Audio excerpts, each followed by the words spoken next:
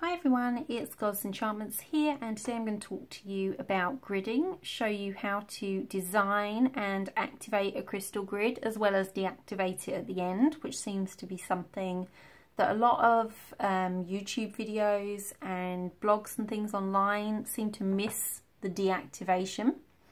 So that's going to be in here too.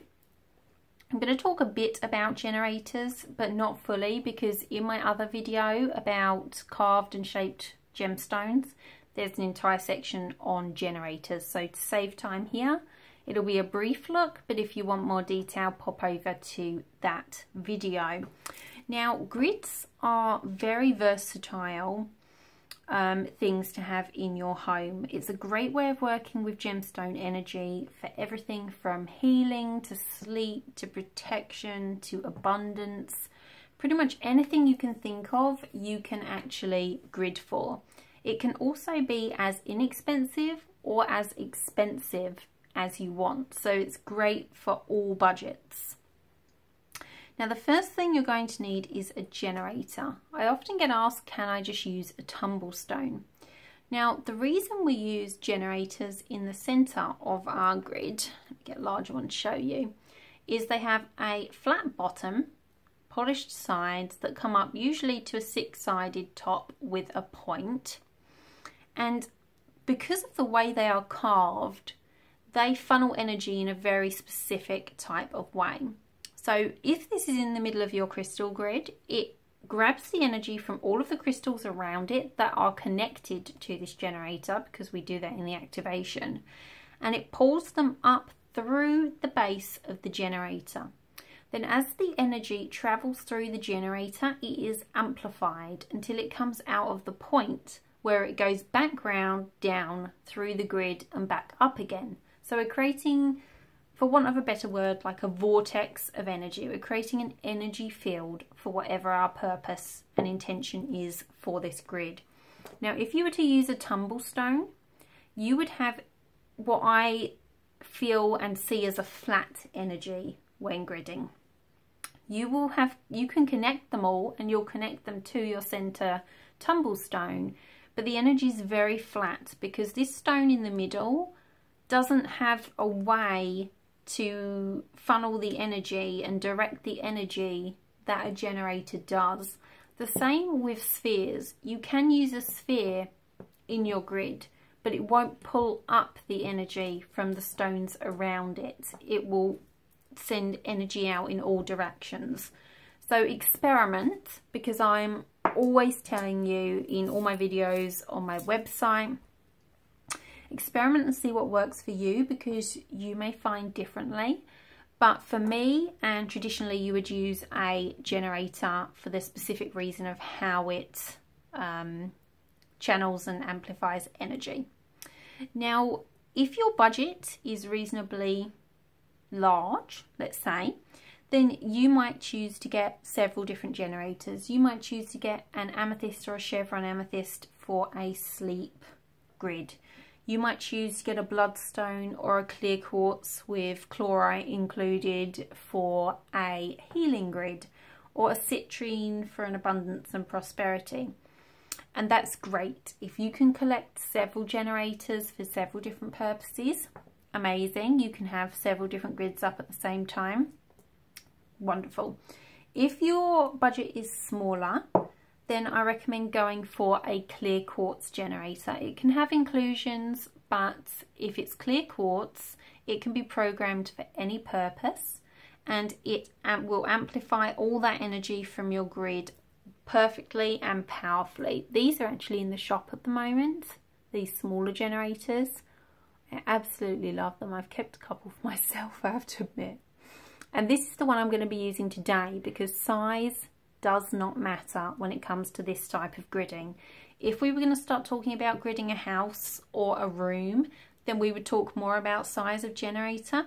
But these are the type of grids that are going to be on your shelf in your living room, by your bed, on an altar. That sort of size grid. Any size generator is perfect. If you have a large generator, a larger one, you can use that. If you can only afford and have a small generator, that's going to work just as well.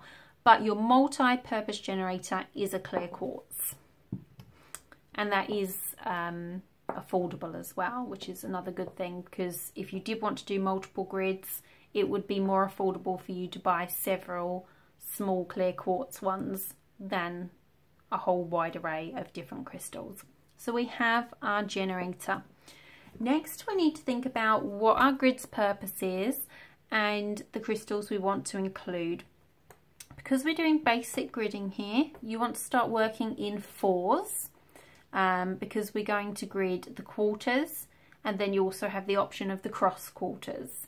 At another point, I will do a video about more in-depth gridding of the Flower of Life, sacred geometry, but this is just your basic.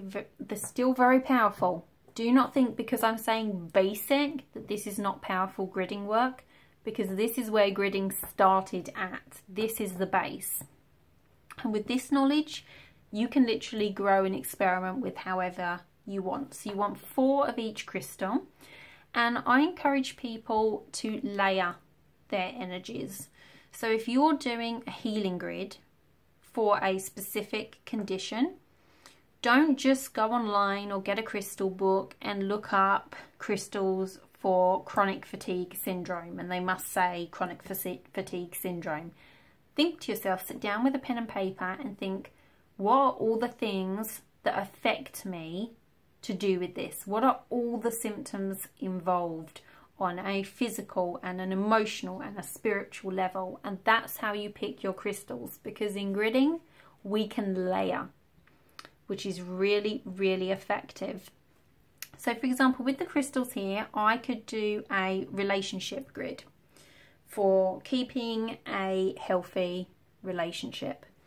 And I would use rose quartz, because obviously rose quartz is the stone of love and romance. It's also an emotional healer.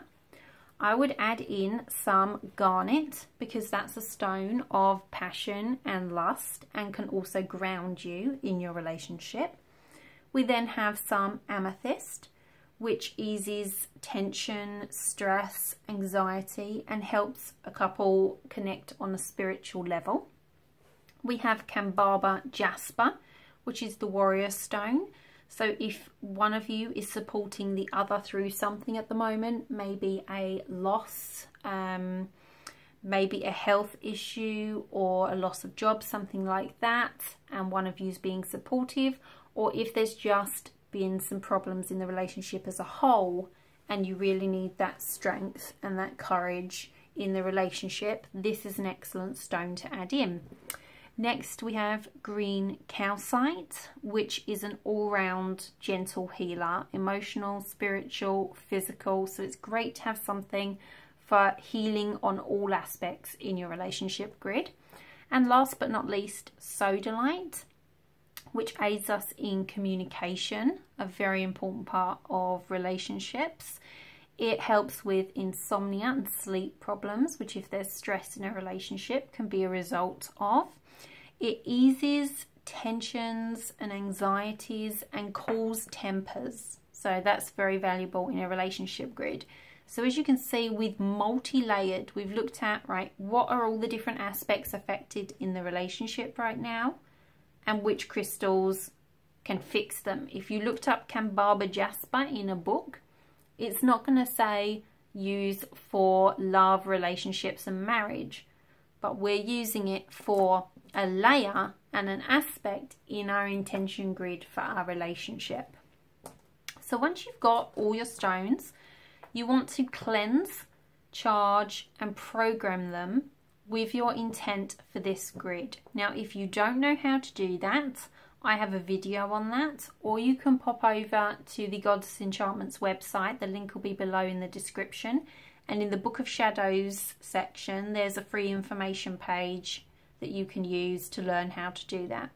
So we cleanse, charge and program our stones. Then we can start gridding. Okay. So the first thing I'm going to do is grid the quarters. Oh, one thing I do want to say actually before I do that is about size of stone, which is why I chose some of these. You can do an entire grid with just small chipstones like this. They don't have to be large tumblestones, so you can make this really affordable.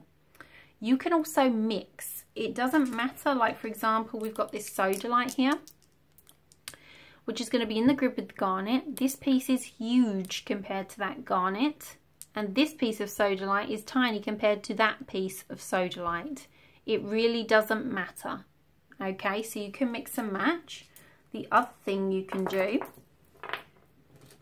is mix in rough pieces. So these are rough. These ones have points, the amethyst, and these are just rough pieces. So you don't have to have all tumblestones. You can have all rough. You can have a mix. It's completely up to you and what you have. So we have got our cleansed, charged and programmed crystals. We have got our grid in the center of our area, our generator. In the center of our area, we want to place our grid, and we're going to start with our first stone. Now you work in a clockwise direction with them as you're placing them, and in your mind you keep the intention of the grid. Why are you laying this rose quartz down? What properties are these rose quartz bringing to your grid? You want to have that in mind. You can do this silently in your mind, or you can have something to say. As you lay the rose quartz down, you can say specifically, this rose quartz is for. Go with what feels best for you. There's no way to do it wrong, just as long as you keep your intention somehow in mind as setting up your grid.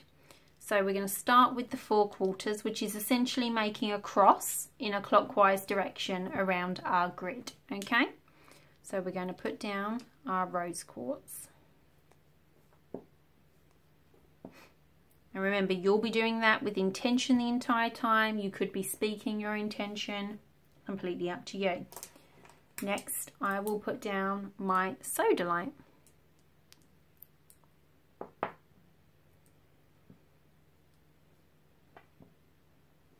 And last but not least, I'm going to put down my garnet.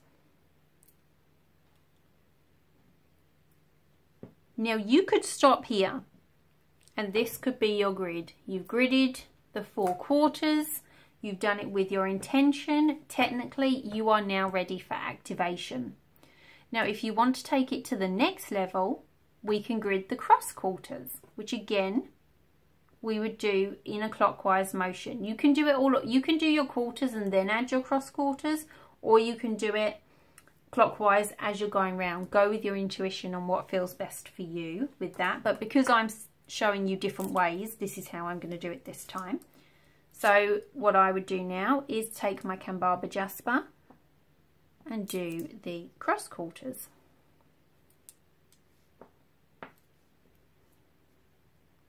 Like so.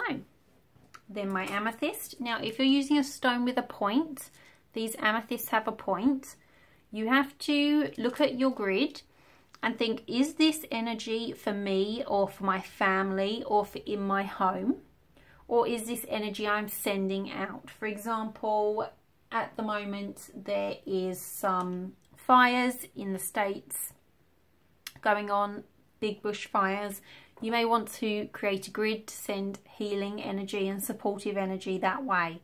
In which case, your pointed stones would always have the points facing out because you're sending that energy of the grid out. If you are doing this as a relationship grid like we are, we want to have the energy kept in, so our points will face in towards the generator. Like so. And then last but not least, we will place our calcite. Okay, so we have now gridded the quarters and the cross quarters. And again, you can stop here and be ready for activation.